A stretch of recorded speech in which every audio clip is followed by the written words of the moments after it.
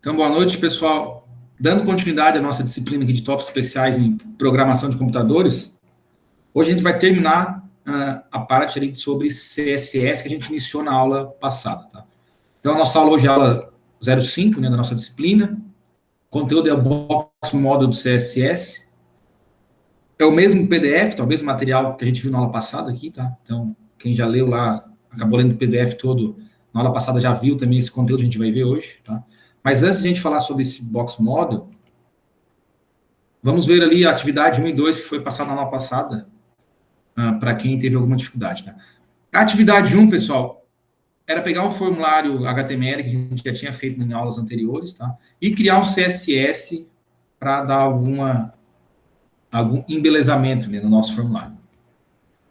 Então, o nosso formulário aqui não tem nada demais, tá? Porque a gente já tinha feito, tem um form, a gente cria com uma tag form aqui, a gente criou um field set com título aqui de informações pessoais para a gente colocar o nome, sexo da pessoa, né? Então, aqui é um campo de entrada de texto, o input, text, e aqui é um radio button, tá? Então, para quem não sabe aqui como é que eu crio um radio button, eu crio um input tipo rádio aqui, tipo radio, né?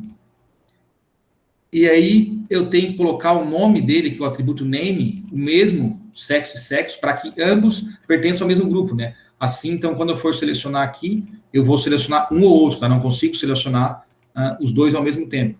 E o que faz isso aqui é que, quando ambos têm o mesmo atributo name, com o mesmo valor, tá? Então, aqui no caso, eu chamei os dois de sexo.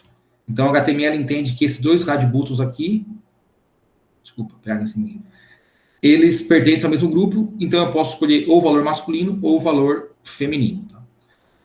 Aqui embaixo a gente também tem um campo de texto, text area, um select, tá? E depois um botão para enviar o formulário. Aqui o text area, um select, e lá embaixo um botão para enviar o formulário. Tá? Mas isso aqui era HTML, a gente já tinha visto anteriormente. O que a gente começou a ver na aula passada foi o CSS.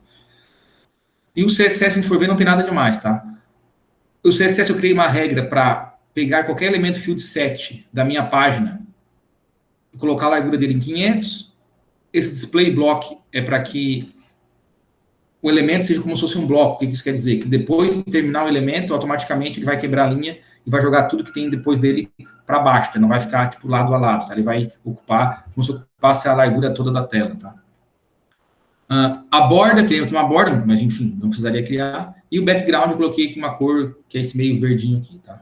Então, isso aqui faz ser feito aqui verde com essa bordinha, tanto nesse field set, quanto nesse field set aqui. Você tem que entender que essa regra, ela é aplicada para esses dois field sets, tanto esse de cima quanto esse de baixo, tá? Voltando aqui no código, ó. Desculpa. Aquela regra lá, ela é aplicada tanto para esse field set todo aqui, quanto para esse field set aqui, tá? Por quê? Porque lá na minha regra, eu estou usando, né, o seletor por tipo de elemento. Então, aqui eu estou dizendo, ó, todo field set da minha página vai ter aqui essas características. Tá? São aquelas que a gente viu. Esse outro atributo aqui, seletor, é um seletor por classe, né? Como é que eu sei disso? Porque é um ponto legenda 1. Então, qualquer elemento da minha página que tiver o atributo class igual a legenda 1, ele vai sofrer aqui essas regras aqui, tá? Do CSS. Ele vai ter essas regras. Então, o legenda é esse elemento aqui e também, desculpa, só esse aqui, né? Que é o legenda 1. Que é esse nome aqui, tá? Que seria negrito e negrito tamanho 18. No outro legenda aqui, só para eu alterar o tipo de seletor, né? Eu estou usando o seletor aqui por ID. Então, eu vou pegar um elemento que o ID é igual a legenda 2 e vou aplicar essas regras aqui. Letra itálico, tamanho 20. Que seria essa legenda aqui. O ID igual a legenda 2, tá? Então, aqui eu criei o atributo class e o outro ID só para vocês entenderem que a gente pode usar os dois, tá? Enfim, tem vários outros. Mas como é que eu pego um elemento por ID e como é que eu pego um elemento pela classe, né? Então, a classe eu uso o ponto e o ID eu uso o hashtag, tá? O jogo da velha. Então, isso aqui é só para deixar isso aqui em negrito, com tamanho 18, e esse aqui 20 em itálico, tá? Então, são regras bem simples ali, mas é mais para vocês aqui entenderem como utilizar, como eu busco, né? Como eu pego, entre aspas, né, os elementos da minha página HTML. Okay? E a outra atividade, que é a que eu postei lá no Siga, é aquela do vídeo. A gente já tinha feito também na segunda aula, acho. Ou pelo menos vocês deveriam ter feito, né? Aqui a parte mais importante é a parte que contém os vídeos, tá? Como é que eu fiz aqui? Eu criei uma div, dei aqui o ID de section, tá? Fechei ela aqui embaixo. E dentro dessa div eu criei mais duas divs. Por quê? Porque eu quero colocar os vídeos lado a lado, né? Então tem que ter uma div para esse vídeo e uma div para esse vídeo aqui. Então no HTML eu criei aqui uma div aqui, e o atributo class eu dei esse nome, e criei uma outra div com o mesmo atributo class, ó, div vídeo. Por quê? Porque lá eu vou criar regras daí do CSS e eu quero aplicar as mesmas regras para essas duas divs, tá? Sendo que cada uma delas contém cada um dos dois vídeos aqui da nossa página. Então, ainda aqui no CSS, a gente vai ver que eu tenho aqui uma regra, ó, ponto div vídeo, que é uma regra que vai aplicar qualquer elemento que tenha essa classe div vídeo, essas três instruções aqui. A primeira, que a largura da minha div vai ser 50% da página. Por que eu fiz isso? Daí, como são duas, né, 50 e 50 para dar a largura total. Muito importante, float left, isso aqui que é o X da questão, né, para que a div ela flutue à esquerda e permita que outros elementos também flutuem vão flutuando à sua esquerda, né? E o text align center para centralizar o texto da div. Então, é com essa regrinha aqui que eu consigo ter uma div aqui, flutuando à esquerda, e aplicando a mesma regra essa div aqui, eu também consigo ter ela aqui, tá? Se por acaso eu botasse aqui div tamanho 20, 25, eu conseguiria colocar 3, 4 vídeos aqui, um do lado do outro, tá? Se eu usar o float left para todas elas, ok? Então, a gente tem daí essa página aqui com esse layout de divisão entre os dois vídeos ali, tá? Aí tem mais algumas regras aqui de clear both, para eu quebrar aqui embaixo e não deixar ninguém flutuar à esquerda, para que o cabeçalho sempre fique aqui na parte de baixo da página. Tem mais algumas questões aqui de posição relativa e absoluta, tá? Que a gente não vai ver muito aqui a fundo, que é algo mais avançado do CSS. Cor de fundo, cor do texto, alinhamento do texto, largura, tá? Enfim, tem mais algumas outras regras aqui. A margem também 0 no HTML e no body, para que isso? A margem 0 é para que comece lá em cima, ó, tá na ponta, não fique nenhuma margem ao redor da minha página. Vocês podem ver que eu utilizo toda a página aqui, toda a tela do computador, tá? Então, por isso eu coloquei esse margem 0 aqui, tá? Para que tenha esse efeito. Okay? Mas tanto esse CSS aqui, quanto o do HTML, eu já coloquei no Siga lá para quem teve alguma dificuldade de criar isso aqui. Claro que pode usar várias cores, pode ficar um pouco diferente, tá? Mas a ideia é que vocês conseguissem fazer um cabeçalho aqui, em rodapé, e dividisse aqui um vídeo lado a lado, tá? Isso que era a ideia. E aqui mesmo que eu dê um zoom out, ó, percebam que eles continuam lado a lado, e o cabeçalho fica lá em cima e o rodapé fica aqui embaixo, tá? Então, isso aqui só acontece por causa desses outras regras que eu criei, tá? De posição relativa, tamanho mínimo 100%, tá? Então, tem mais algumas coisas que é um pouco mais avançado, que permitem que, mesmo que eu dê um zoom out, o cabeçalho fica lá embaixo certinho, o rodapé, o cabeçalho lá em cima, e os vídeos lado a lado. Mesmo que eu aumente eles aqui também, o cabeçalho fica ali, o rodapé fica aqui, tá? Se tirar alguma daquelas regras, vocês vão perceber que quando eu fizer isso aqui, vai bagunçar um pouco, tá? Não vai ficar o cabeçalho sempre lá embaixo, ok? Tranquilo? Quem tentou fazer ali, teve alguma dificuldade, alguma coisa não entendeu, enfim, queira tirar a dúvida agora antes de a gente prosseguir.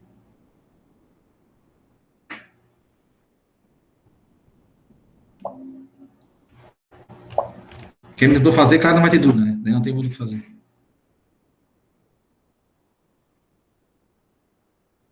Tranquilo? Podemos prosseguir, então? Sim, não? Prossiga. Então tá, então vamos embora. Pessoal, só que antes, tá? A gente vai ver, na terminal, o CSS, nas próximas 2 aulas a gente vai ver JavaScript,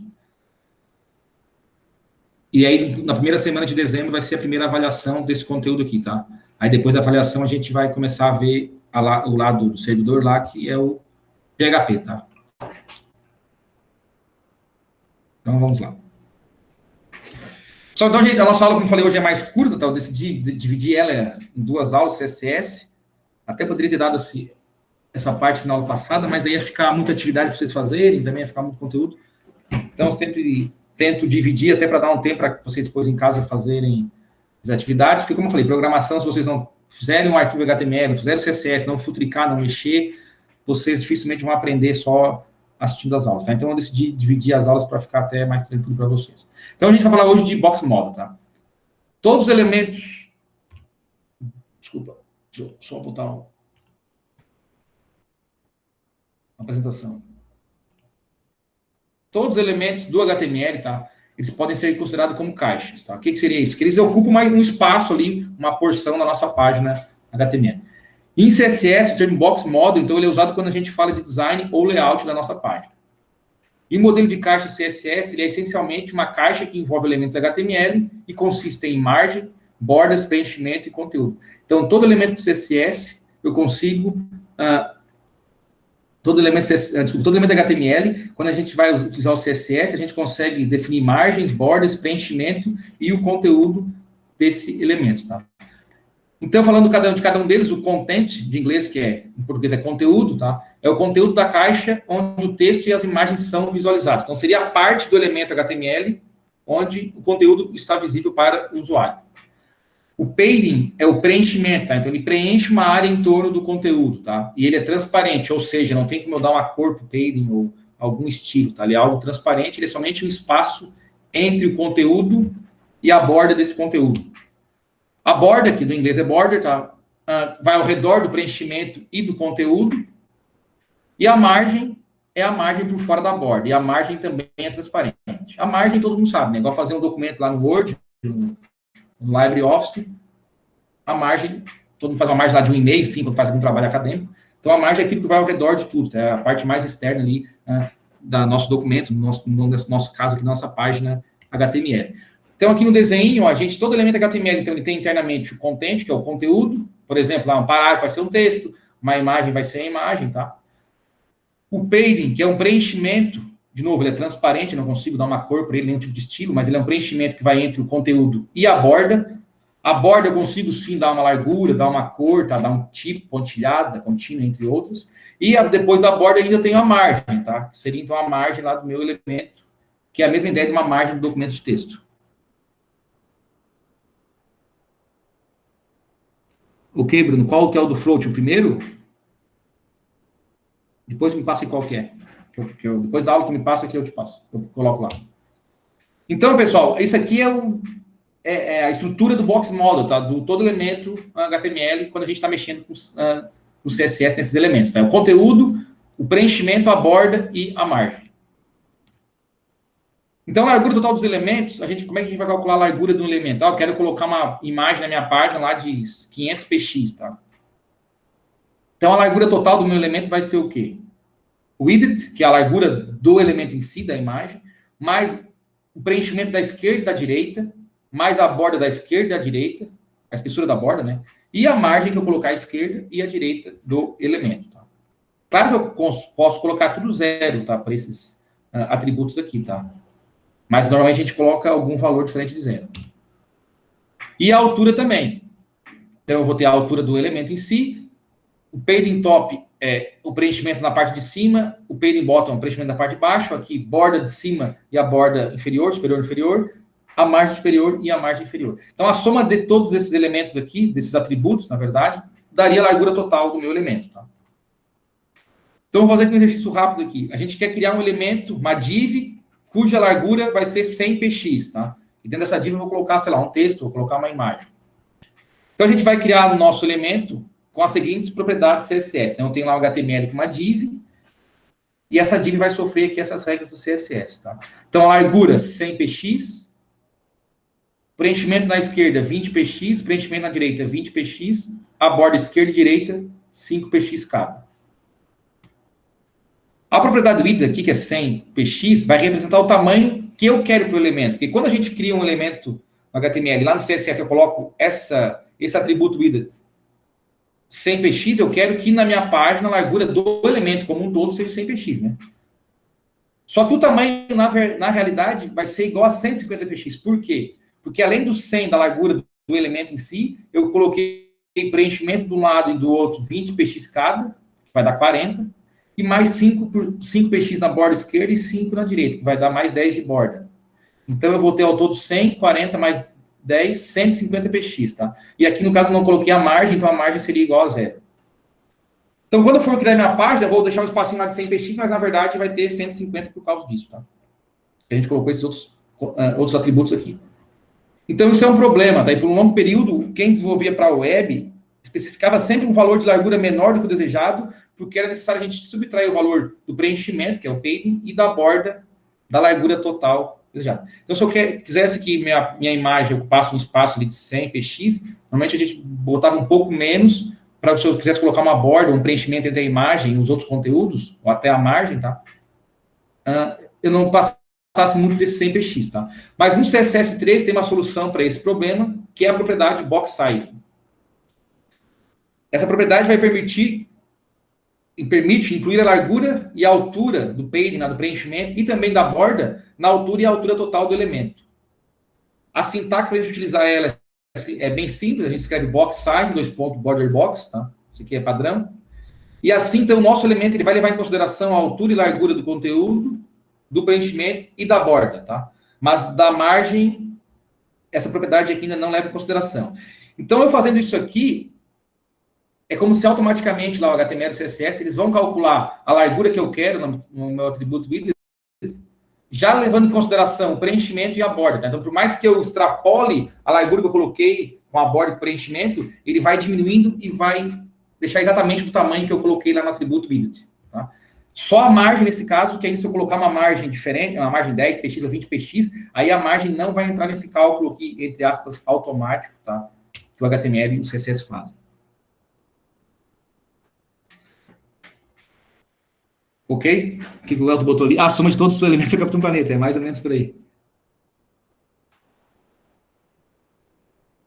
Então, pessoal, a atividade que vocês fazerem aqui é criar uma div em HTML com as seguintes propriedades no CSS: background, color, width, padding e border. E utilizar essa propriedade box size, tá? E alterar os valores dessas propriedades da div para vocês verem o comportamento dessa propriedade box size, tá? Eu vou aqui mostrar para vocês qual é a atividade, como é que é o funcionamento dela, para vocês terem ideia do que a gente está falando. Deixa eu entrar aqui.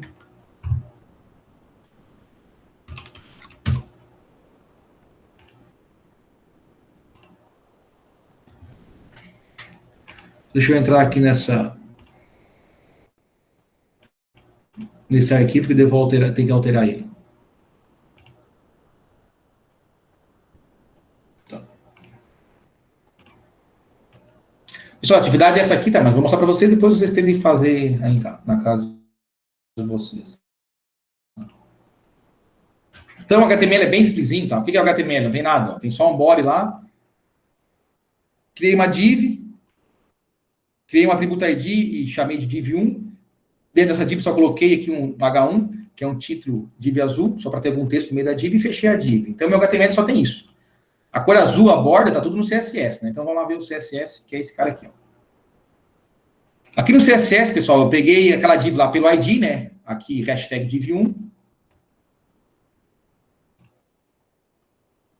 Background color blue, para ficar azul o fundo. Color white, para ficar branco o texto. Text align, para alinhar ao centro. E eu quero que essa minha div tenha 250 px de largura, 250 de altura. Eu criei para ela uma borda de 10 px solid. A solid aqui é para a borda ser uma borda contínua, né? Sólida. De cor verde, né? Green. E criei o preenchimento padding 20 px, tá?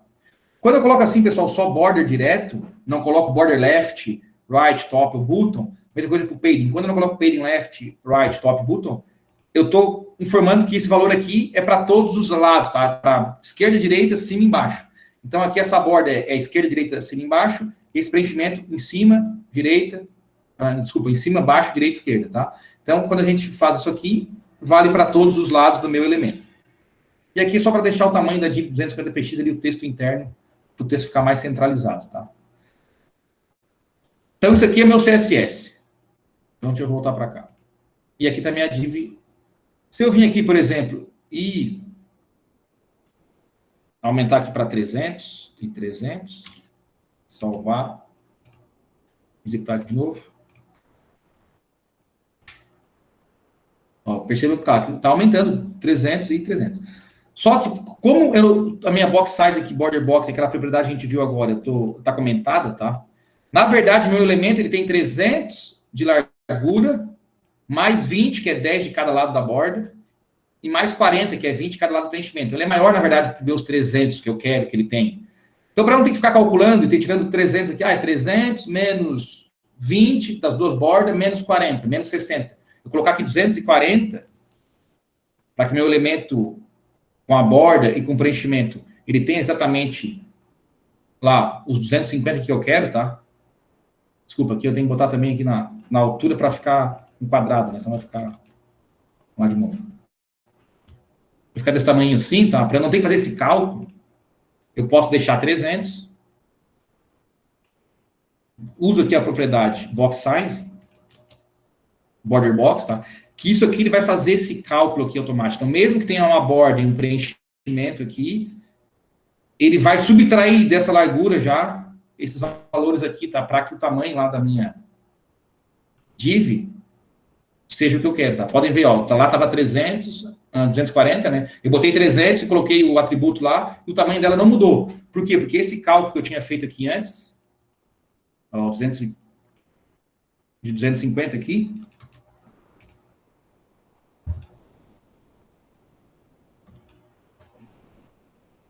ó, aqui ele aumentou porque eu tirei aqui o border box, tá?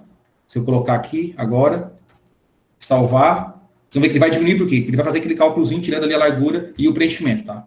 Então, é isso que é simples, tá? É isso que o border box faz. Ele já leva em consideração a borda e o preenchimento, e ele vai ver assim, se a largura tem que ser 250 e a altura 250, então eu vou pegar esses dois aqui e vou diminuir o total que foi colocado aqui, para que realmente o espaço ocupado na página seja o que eu coloquei aqui e o que eu coloquei aqui, tanto na largura quanto na largura quanto na altura.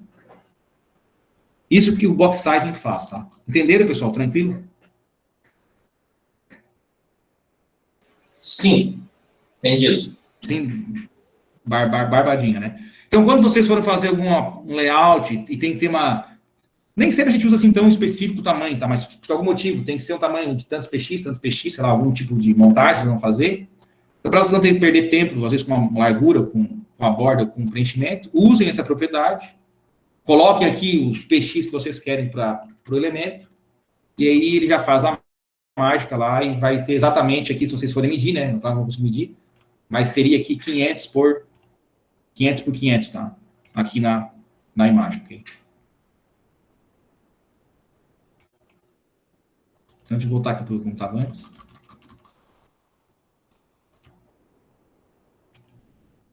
Então, pessoal, o box model seria isso aqui, tá? Não é nada demais, mas é uma propriedade interessante que tem no CSS3 aí, para quando a gente mexe aí com essa questão de largura e altura, e não é algo que sempre é fixo, né? Tem que ter uma largura fixa e uma altura fixa para o meu elemento, tá? Aí ele ajuda bastante. O Bruno falou para o professor, depois manda o código daquele script float também, para dar uma olhada. Eu já coloquei lá, tá, Bruno? Na aula de hoje, na aula de semana passada, aqui, ó, atividade 02 HTML, atividade 02 CSS. Esses arquivos aqui é desses vídeos aqui. É isso aqui que tá pedindo, né, Bruno? Sim ou não? Fala aí.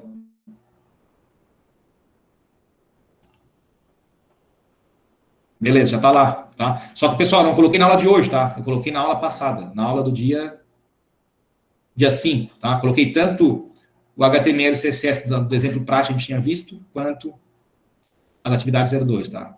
E eu vou colocar depois também aqui essa do box model, para você já ter uma ideia ali de como fazer, tá? Para quiser fazer mais alguns tipos de teste, enfim. Lá vocês podem fazer com esse próprio atividade 02 também, na largura dos vídeos ali, usar o box model, tá? Enfim.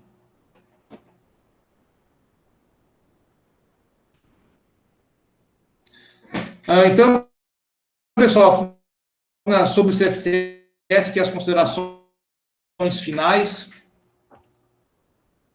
Sempre a gente tem lá um tipo de seletor, que vocês viram lá no W3School, que tem uma lista imensa, né, de como selecionar um elemento no HTML. Então, eu tenho lá o seletor por atributo, o seletor por ID, a gente usa o hashtag, pelo atributo class, que a gente usa o ponto, o seletor por elemento, que é o próprio nome do elemento, que vai selecionar todos os elementos daquele tipo na página, tá? entre outros tipos de seletores, tá? Mas os mais utilizados são por elemento, por ID e por classe, que é do atributo class. Então, como a gente falou aqui, os tipos de seletores, que é o ID, tipo, elemento, class, tem o atributo asterisco que pega tudo, tá? E a sintaxe, além do seletor, a gente tem também o bloco de declaração, que daí, selecionando um elemento da página, usando os tipos seletores, a gente vai dizer se a gente quer que a fonte seja azul, seja amarela, se o cor de fundo seja azul, seja amarelo, enfim. Aí, dentro desse bloco de declaração, a gente coloca nossas regras CSS para que esses elementos que foram selecionados pelos seletores tenham essas propriedades, tá? A gente viu também o importante os atributos float e clear, tá? O float é esse de fazer o elemento flutuar à esquerda ou à direita, para que a gente consiga ter, por exemplo, aquela divisão da página dos dois vídeos lado a lado, tá? Para eu ter essa ideia de grade na minha página. E o clear é para a gente utilizar também quando eu não quero que os elementos flutuem na esquerda ou na direita de um determinado elemento. E hoje a gente viu aqui o box model do CSS, que todo elemento tem o seu conteúdo, o seu preenchimento, a sua borda e, por fim, a sua margem, tá? E a propriedade box size do CSS3, que faz com que esse cálculo aí de conteúdo, borda, desculpa, conteúdo, preenchimento e borda, seja automatizado pelo próprio CSS, eu não tenho que estar fazendo continha de menos e mais ali para ver o tamanho real que o meu elemento vai ocupar na tela, tá? Então, isso é o que a gente vai ver aqui sobre CSS. Claro que com o passar do tempo, depois a gente for ver JavaScript também na próxima aula já, e PHP, a gente vai continuar vendo CSS, também JavaScript, e algumas coisas a gente vai, às vezes, ali adicionando, tá? Mas, assim, as aulas específicas de CSS, a gente vai ter essas duas. As duas próximas aulas são específicas de JavaScript. Depois tem avaliação, a gente entra mais na parte de PHP, acesso ao banco de dados, tá? Envio de formulários para o servidor, vou instalar um servidor também web, tá? Entre outras coisas. Pessoal, alguma dúvida aí que ficou do HTML, do CSS? Alguém tentou fazer alguma coisa, não entendeu como é que funciona? Tá? Porque agora, depois do JavaScript é mais uma coisa, mais uma linguagem, depois PHP é uma outra linguagem, depois tem PHP, vocês têm que saber bem a parte cliente, HTML, CSS, JavaScript, e saber também ligar com PHP, daí o pessoal começa a se perder um pouco. Prova vai ser... A primeira avaliação é só HTML, CSS, JavaScript, tá? A primeira. Aí, a segunda, aí provavelmente, a segunda deve vir em PHP, já com HTML também, daí mistura tudo, né?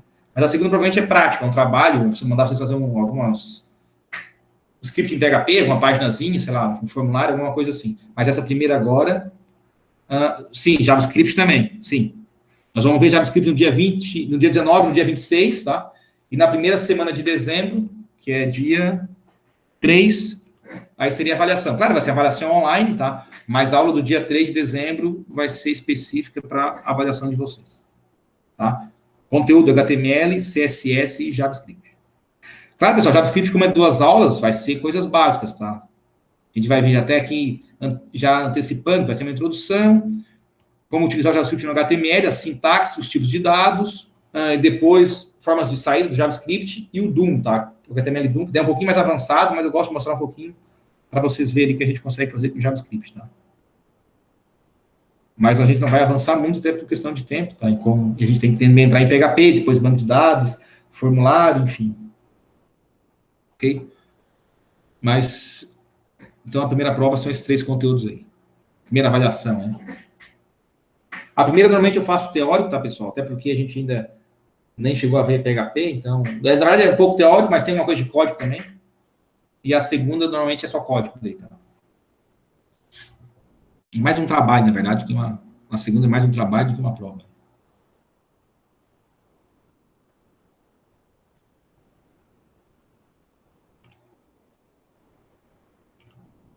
Eu só vou finalizar aqui, pessoal, a gravação, para aí já vamos...